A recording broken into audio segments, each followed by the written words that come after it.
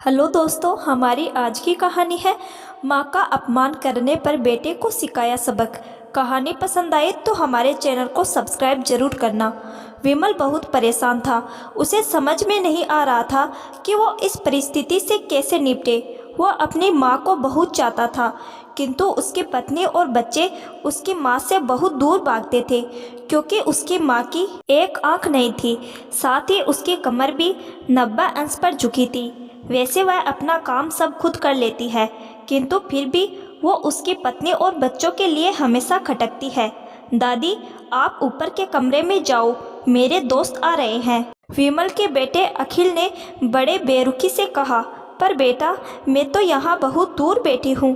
विमल की माँ ने बहुत प्यार से कहा। नहीं, आप उनके सामने मत रहो, वो मुझे चिढ़ाते हैं। अखिल ने जोर से डांटते हुए कहा। क्या हुआ अखिल, क्यों चिल्ला रहे हो? विमल की पत्नी कामिनी ने किचन से ही आवाज़ लगाई। देखो न माँ, ये दादी यही ड्राइंग रूम में बैठी है और मेरे दोस्त आ रहे हैं। अखिल ने शिकायत भरे लहजे में कहा। माँ जी, आप ऊपर चली जाओ, क्यों हम लोगों को लजवाती हो? कामिनी ने बेटे का पक्ष लेते हुए कहा। बेचारी सरस्वती चुपचाप उठकर जीने के सहारे ऊपर जाने लगी। कमर झुकी होने के कारण उन्हें ऊपर चढ़ने में बहुत परेशानी हो रही थी, किंतु वो पूरी ताकत से ऊपर के एक अकेले कोने वाले कमरे में जाकर बैठ गई। विमल बाजू के कमरे से सब सुन रहा था। उसे कष्ट हो रहा था कि उसकी माँ को अपमानित होना पड़ रहा है, किंतु वो असहाय था। अगर वो कुछ कहता है तो पत्नी और बच्चे उसका विरोध करने लगते हैं, दूसरे उनके तर्क भी सही लगते हैं। चूँकि वो एक प्रशासनिक अधिकारी था, उसका सामाजिक स्तर बहुत ऊंचा था। उसकी ससुराल भी एक उच्च घराने में थी, अतः वह चुपचाप इस तरह हर दिन अपनी माँ को अपमानित होते देखता रहता था। रात को विमल की पत्नी ने कहा। देखो जी, अब कुछ करो। कल कलेक्टर साहब की पत्नी आई थी। माँ जी अपनी देसी धुन धारा में उनसे मिली। मुझे बहुत शर्म आ रही थी, बताते हुए कि ये मेरी सास है। मैंने कह दिया कि दूर की रिश्तेदार है, इलाज कराने आई है। विमल को रोना आ गया, किंतु फिर भी वह चुप रहा। उसे समझ में नहीं आ रहा था कि वो क्या करे। अपने बेटे की मनःस्थिति को सरस्वती अच्छी तरह से जानती थी और बेटे को कोई कष्ट न हो, इसीलिए वो हर बात को चुपचाप सह लेती थी। विमल बहुत उदास रहने लगा। एक तरफ परिवार और सामाजिक स्तर पर जीने की प्रतिबद्धता थी, तो दूसरी ओर माँ। आखिर माँ से अपने बेटे की यह हालत नहीं देखी गई। एक दिन उसने अपने बेटे से कहा। विमल, बहुत दिन हो गए हैं, मैं अपने गांव जाना चाहती हूँ, मुझे वहाँ पहुँचा दो। मेरा यहाँ मन नहीं लग रहा। किंतु माँ, वहाँ तो कोई नहीं है, तुम्हारी देखभाल कौन करेगा? विमल ने आश्चर्य से पूछा। अरे, सब गांव वाले तो हैं, और वो तुम्हारे मामा जी तो उसी गांव में रहते हैं, और फिर हम सारी व्यवस्थाएं कर आएंगे न। कामनी को तो जैसे मन की मुराद मिल गई हो। हाँ बेटा, बहुत सही कह रही है, सरस्वती ने लंबी सांस लेते हुए कहा। विमल जानता था कि गांव में माँ की देखभाल करने वाला कोई नहीं है, लेकिन अपनी पत्नी की जिद के कारण वह अपनी माँ को गांव छोड़ने पर विवश हो गया। माँ को गांव छोड़कर आते वक्त उसे रोना आ रहा था तथा अपनी बेबसी पर गुस्सा भी आ रहा था, किंतु परिवार, पत्नी और समाज ने उसके इन मनोभावों को दबा दिया और वो सुकून सा महसूस करने लगा।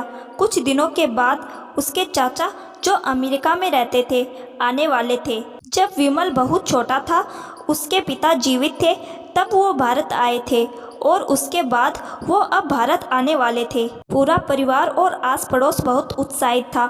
अमेरिका से विमल के डॉक्टर चाचा आ रहे थे। डॉक्टर रमेश ने जैसे ही घर में कदम रखा, सबने मिलकर बहुत उत्साह से उनका स्वागत किया। क्यों विमल, भाभी नहीं दिख रही, कहाँ है? डॉक्टर रमेश ने उत्सुकतापूर्वक पूछा। जी, वो गांव में रहती है, यहाँ उनका मन नहीं लगा, कामनी ने सपाट लहजे में उत्तर दिया। डॉक्टर रमेश ने विमल की ओर देखा तो विमल ने अपनी आंखें झुका ली। डॉक्टर रमेश सब समझ गए। बोले, कल हम भाभी से मिलने गांव चलेंगे सब लोग। दूसरे दिन सभी लोग गांव के घर में पहुंचे। देखा कि सरस्वती को बहुत तेज बुखार है और वो पलंग पर ऐसाई पड़ी है। डॉक्टर रमेश दौड़कर सरस्वती के पास गए। उनके पेट छूकर रोने लगे। सरस्वती की यह हालत उनकी कल्पना से परे थी। वह बेटा विमल, तूने तो नाम उजागर कर दिया। अपनी माँ की यह हालत देखकर तुझे तो शर्म भी नहीं आ रही होगी। डॉक्टर रमेश ने विमल को लगभग डांटते हुए कहा। नहीं देवर जी, विमल का कोई दोष नहीं है। मैं खुद गांव आई थी। सरस्वती ने अपने बेटे का बचाव किया। मुझे सब पता चल गया। भाभी, आप चुप रहो। क्यों बहू, तुम्हें अपनी सास की कुरूपता पसंद नहीं है? समाज में तुम्हें नीचा देखना पड़ता है ना? डॉक्टर रमेश ने कामिनी की ओर व्यंग्य से देखा। कामिनी निरुत्तर होकर विमल को देखने लगी। आज तुम जिस सामाजिक स्तर पर हो वो इन्हीं के संघर्षों की देन है।